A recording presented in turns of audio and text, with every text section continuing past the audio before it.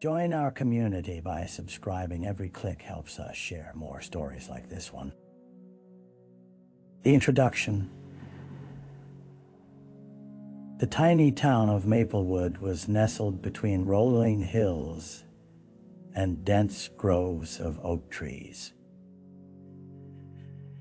Known for its picturesque landscapes and tight-knit community, Maplewood was the kind of place where everyone knew their neighbor's name. But this facade of tranquility was shattered one crisp autumn evening in October 2015, when a chilling discovery was made at the edge of town. As the sun dipped below the horizon, casting long shadows through a blanket of fallen leaves, a group of local teenagers stumbled upon something that would change their lives forever. They were exploring the woods, a popular gathering spot for bonfires and hide-and-seek. Laughter echoed among the trees, but as they drew near to a secluded clearing, the laughter faltered. What they found was a body, partially obscured by the underbrush. At first, they thought it was a lifeless mannequin, a prank gone too far. But as they approached, the grisly truth settled in. It was human. The victim was a young woman, her long dark hair strewn against the forest floor, and her face hauntingly familiar to some of the teenagers. Panic set in. Phones whipped out to call for help, but the shock of the moment meant every second felt like an eternity. Maplewood's peace was about to be violently interrupted. As sirens wailed and blue lights danced through the trees, the town would soon find itself at the center of a harrowing investigation, unraveling secrets that lay hidden beneath the surface for far too long. The name of the victim would soon circulate through every conversation, stirring a combination of grief and anxiety among townsfolk. As the question loomed, who would do this? And why? The victim. The victim was identified as Sarah Collins, a vibrant 21-year-old college student attending the local university. With a passion for environmental activism, she had immersed herself in campus life, known for her infectious laughter and her willingness to help others. Friends described her as a bright soul, drawing people in with her spirit and warmth. Her disappearance had gone largely unnoticed for 3 days before the gruesome discovery. As news of her death spread across Maplewood, the search for answers began. Sarah hadn't just vanished. She had been actively engaged with life. She often volunteered at the community garden, rallied for local wildlife conservation, and organized beach cleanups that brought together students and townsfolk alike. In the days leading up to her tragic end, multiple witnesses reported seeing her walking home late at night, headphones in and a backpack slung over one shoulder. A neighbor had seen her step onto the campus shuttle, the glow of her phone illuminating her face in the darkness. Yet, what should have been a commonplace return to her dorm became a point of profound confusion and grief for those who knew her. As investigators pored over Sarah's history, they learned of her recent involvement in a controversial project aimed at stopping a new shopping complex from being built on a natural habitat. Supporters praised her for her determination, but detractors accused her of being an obstructionist, someone who stirred the pot rather than sought compromise. The project's heated debates painted Sarah as an outspoken figure, but was it enough to motivate someone to commit murder? With each revelation, questions multiplied. Who truly knew Sarah Collins? And what secrets were lurking beneath the polished surface of a seemingly idyllic town? It was set for a deeper look into the life of a young woman who had become much more than just another statistic. The crime scene, the clearing in which Sarah's body was found, became a focal point for investigators. A tragic tableau set against the backdrop of the vibrant autumn foliage. Crime scene tape fluttered in the cool breeze, a stark reminder of the violence that had unfolded. Detectives tread carefully, aware that every blade of grass, every leaf, and the very ground beneath their feet held potentially vital evidence. Forensic teams combed through the area, their amber headlights piercing the encroaching darkness. The scene served as a silent testament to the disorder that had invaded Maplewood, leaving behind traces of something sinister. The team noted signs of a struggle: scuffed earth, broken twigs, and a disturbance of leaves that suggested Sarah had fought for her life. As they examined her body, it became evident she had been taken by surprise.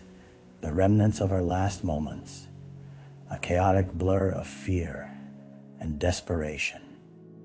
Her clothing bore the signs of a fray.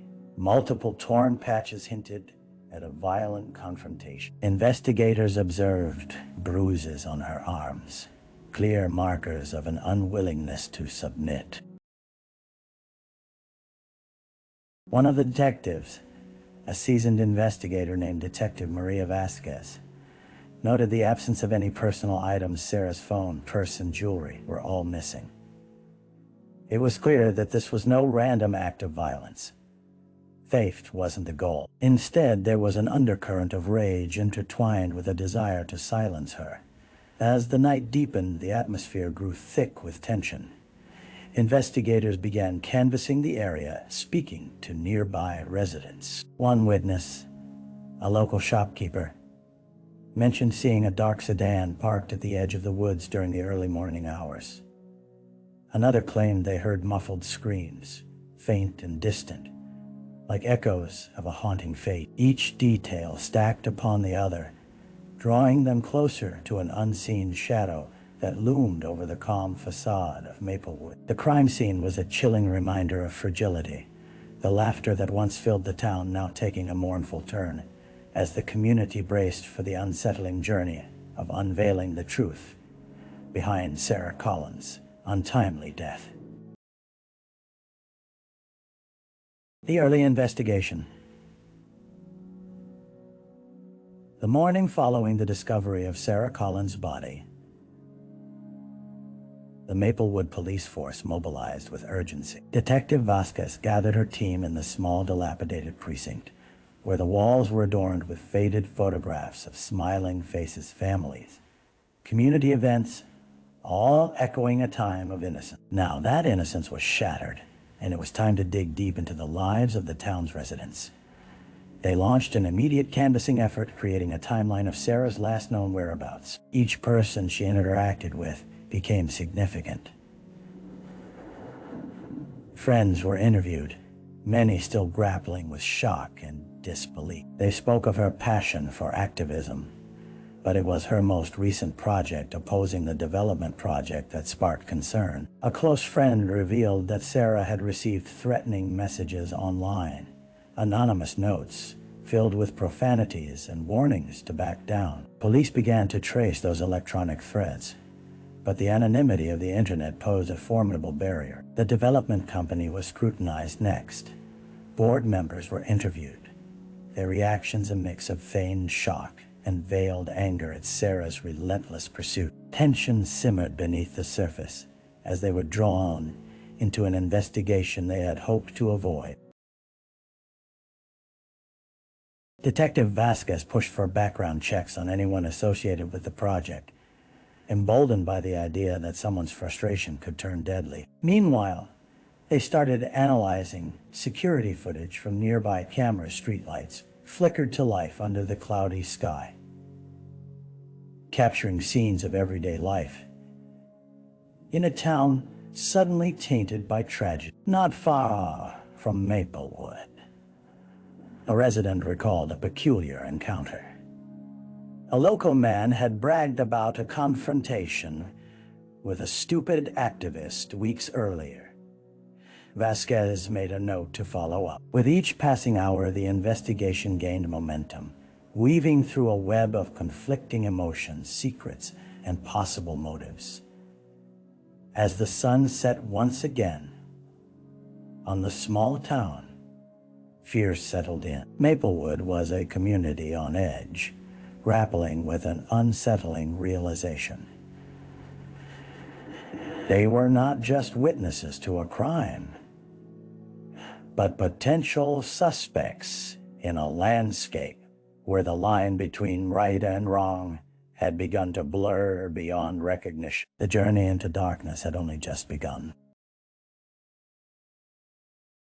The dead ends. Weeks into the investigation, what had begun as a promising trajectory quickly began to decline into frustrating dead ends. Detective Vasquez felt the weight of her team's morale sink with each unanswered question. They meticulously chased down leads, yet too many of those leads evaporated like mist in the morning sun, leaving only echoes of frustration. The digital trail of threats directed at Sarah led them down a path of rabbit holes. Online accounts turned out to be throwaways, quickly created and just as swiftly abandoned. Each anonymous message seemed to float further from substantial context or connection to anyone in Maplewood. Each pixelated screen name pulling them deeper into the anonymity of the web. Another lead involved a man reported by the resident, a local handyman known for his short temper. Vasquez's heart quickened at the prospect of a breakthrough, only to be dashed when they interviewed him. His alibi was solid. He had been at a community meeting the night Sarah disappeared, and several witnesses corroborated his claims. Each potential suspect seemed to melt away into the background of the town, leaving them with little but whispers of uncertainty and suspicion. The investigators turned their attention to the development project itself, hoping to unearth disgruntled workers or opponents who might have crossed paths with Sarah. Yet interviews yielded nothing but vague sentiments about her passionate activism. Most expressed admiration, citing her as a catalyst for change rather than a target of hostility. Frustrated, Vasquez directed her team to re-examine the crime scene, thinking fresh eyes might see something they missed before. They searched for overlooked clues or overlooked witnesses.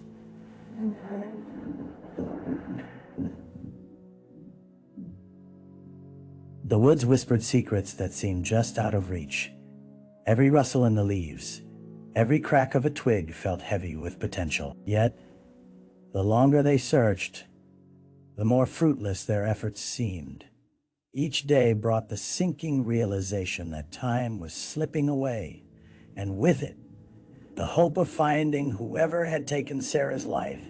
The community grew restless with uncertainty, embodying a mix of anger and fear. Maplewood was in turmoil, its darkness expanding as they stood on the precipice of despair, days passing like shadows, each one taking them further into the abyss of unanswered questions. A break in the case. A month had passed since Sarah Collins was laid to rest, and the pall of grief hung heavily over Maplewood. The weight of uncertainty endured, but Detective Vasquez refused to yield to despair. Yet fatigue gnawed at her resolve, and fatigue turned to hope on a chilly Friday afternoon, when an unexpected phone call jolted the investigation back to life. It was an anonymous tipster, a voice trembling with urgency. They claimed to have vital information about Sarah's murder and insisted on meeting in person. Vasquez's heart raced as she arranged to meet in a diner on the outskirts of town, a neutral ground where whispers could linger safely between sips of coffee. The diner, an aging establishment with vinyl booths and flickering neon lights, was dimly lit.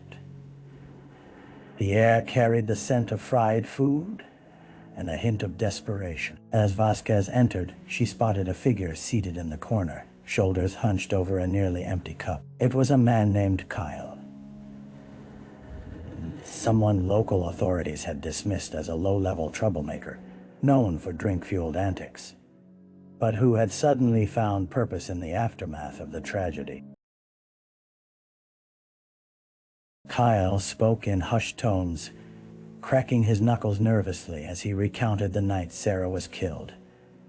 His story unfolded like thin paper coming apart at the seams. He claimed he had been in the woods that fateful night, having taken a shortcut home after a late gathering with friends. He'd seen a dark car parked just beyond the trees, a confrontation icy and brutal happening near where Sarah's body was later found. Pushing his courage through his quaking voice, Kyle insisted that he recognized the driver, a name that sent chills down Vasquez's spine.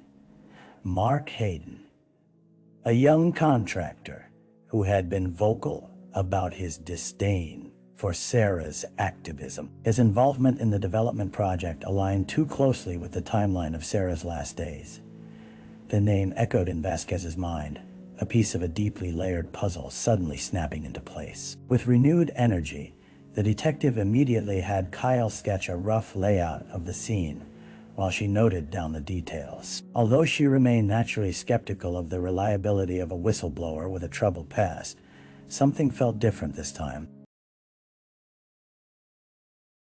As she drove back to the precinct, the clouds above began to break, sunlight spilling onto the asphalt and illuminating a path possibly toward justice. This lead promised to rekindle the fire of urgency within the department, and as Vasquez prepared to confront Mark Hayden, she silently hoped that this time the pieces would fit together, and they would finally uncover the truth lurking behind chilling shadows. The suspect. The following day dawned with an electric tension hanging in the air as Detective Vasquez assembled her team. The morning sunlight streamed through the precinct windows, but its warmth did little to ease the chill of apprehension that settled in her stomach. They had a name, Mark Hayden, and they were ready to confront him about the mounting allegations surrounding his involvement in Sarah's murder. Mark was a familiar presence around Maplewood, known for his work as a contractor and his vocal support of the development project that had driven Sarah to activism. His charisma was undeniable.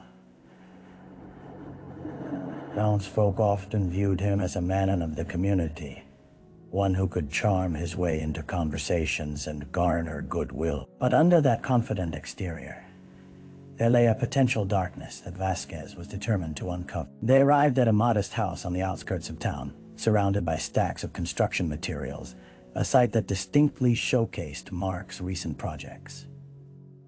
Vasquez knocked firmly on the door, her heart pounding as an uneasy silence followed. Finally, the door swung open, revealing a tall man with short-cropped hair framed by the doorway. A mixture of surprise and caution etched across his features.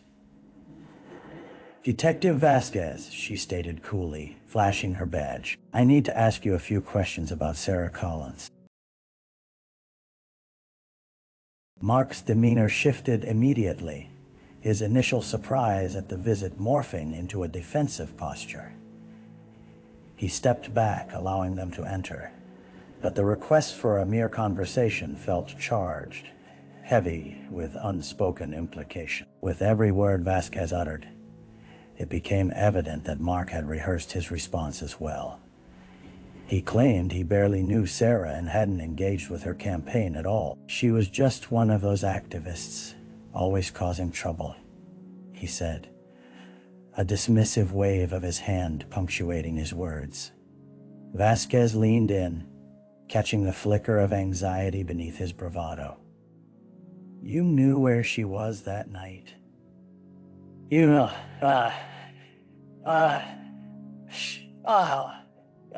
A witness saw you in the area." Mark faltered, but managed to regain composure, shaking his head vehemently.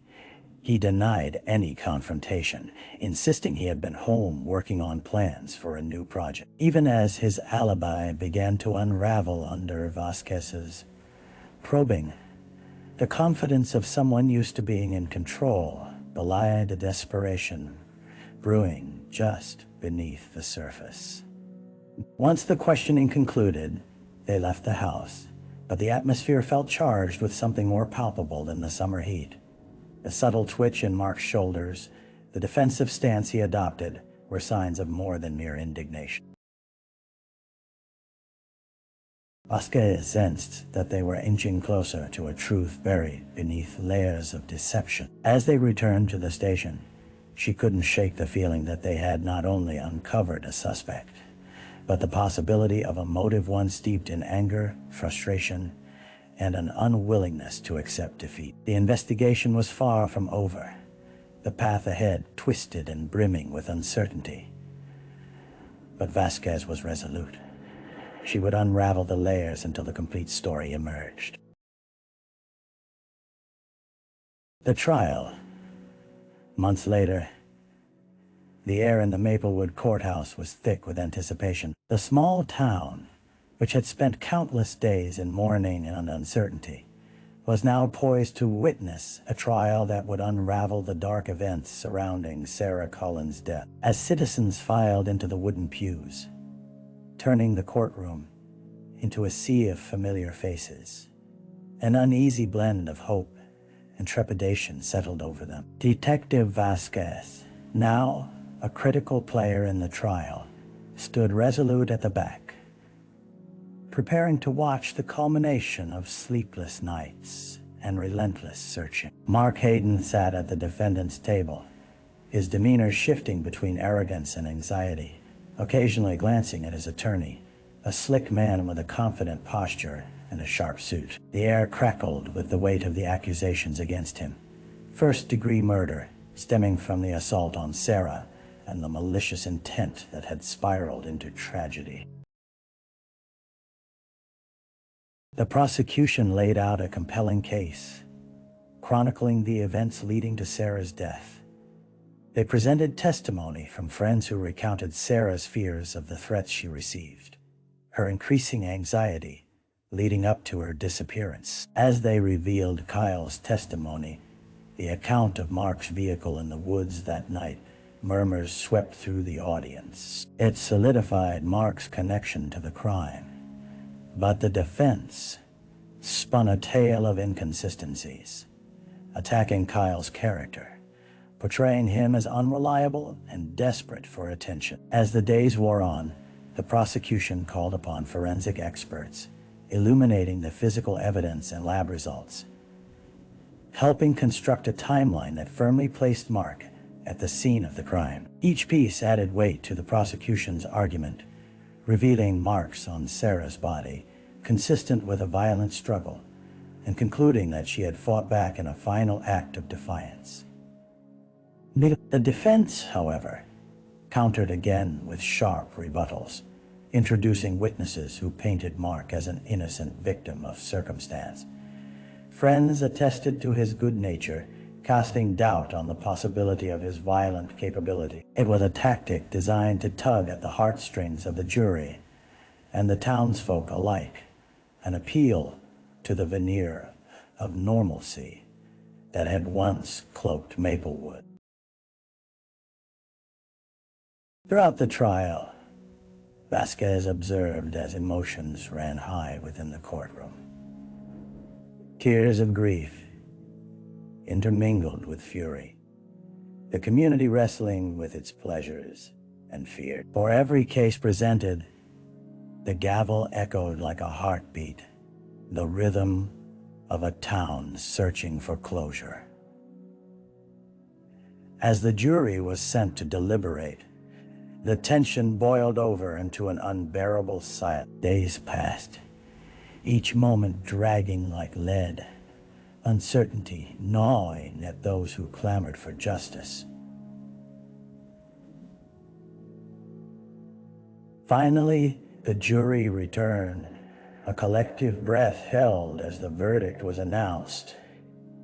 Guilty of second-degree murder. A wave of relief swept through those gathered, but it mingled with a soft undertone of sorrow. The relief was bittersweet. Sarah would never return, and the echoes of her absence would linger within the hearts of the community forever. Detective Vasquez found solace in the conviction, yet sorrow flooded her chest as she stepped into the quiet hallway. They had prevailed against a darkness, but the scars of loss would take longer to heal. The trial had drawn a line beneath the tragedy. Yet the shadows of that day would remain imprinted in the soil of Maplewood, each leaf fallen marking the passage of both time and an indelible legacy, demanding that they remember and never forget.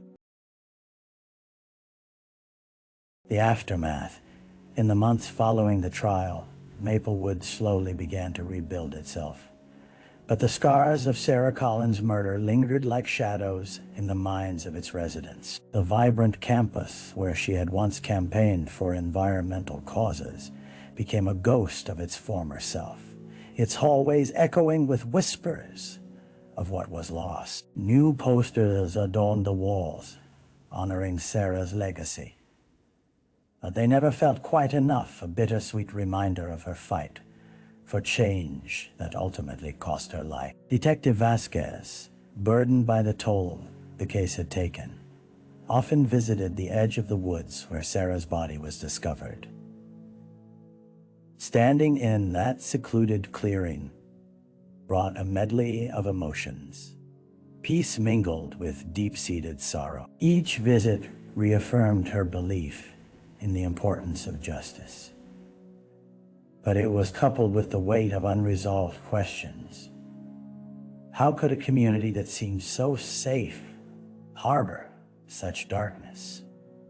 As memorials popped up across town, Sarah's family turned their grief into advocacy. They started an educational initiative aimed at empowering young activists, teaching them how to cultivate their voices without fear and how to navigate digital safety. Community meetings began to host workshops, ensuring that Sarah's spirit thrived beyond tragedy. However, change wasn't instant or easily accepted. Some residents lashed out against the initiative, clinging to a facade of normalcy before the crime had shattered. Skepticism hung in the air, a tangible tension as Maplewood grappled with its identity. The very folks Sarah had once rallied beside now found themselves torn between remembrance and denial, focusing on comforting the pain by brushing it aside. Detective Vasquez remained a frequent visitor at the workshops,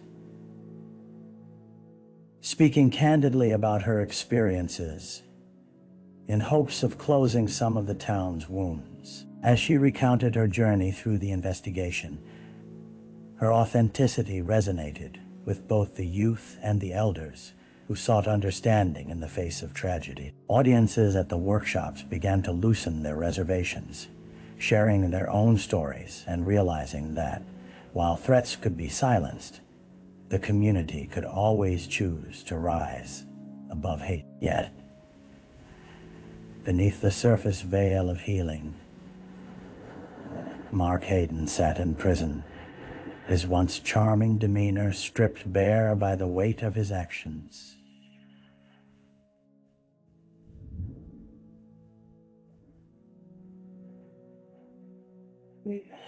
Letters poured in from supporters, but they dwindled as more sought to distance themselves from an unwanted association. His name became synonymous with violence, a reminder of how swiftly a life can unfurl into chaos. As the seasons turned, Maplewood began to reclaim its spirit. But the echoes of Sarah's laughter still danced through the leaves. A gentle nudge to remain vigilant. Change was slow, but heartening milestones emerged. New conservation projects sprouted in her name, classrooms dedicated to her teachings, town parades celebrating efforts to unify against hate.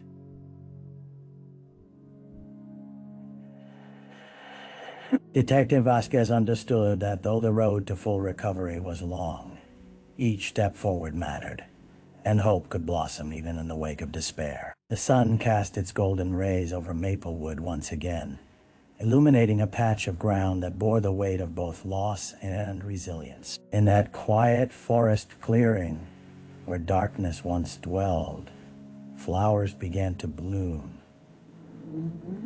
Resilient and proud testament to the enduring power of love, and the unwavering spirit to fight.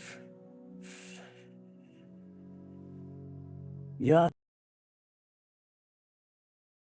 Reflection. As the leaves began to turn once more in a fiery display of autumn, Detective Vasquez found herself walking along the same forest path that led to the clearing. Time had softened the edges of her memories, yet the void left by Sarah Collins felt as palpable as the crisp air against her skin. The winding journey through grief, anger, and ultimately acceptance had painted a complex picture of a community forever altered.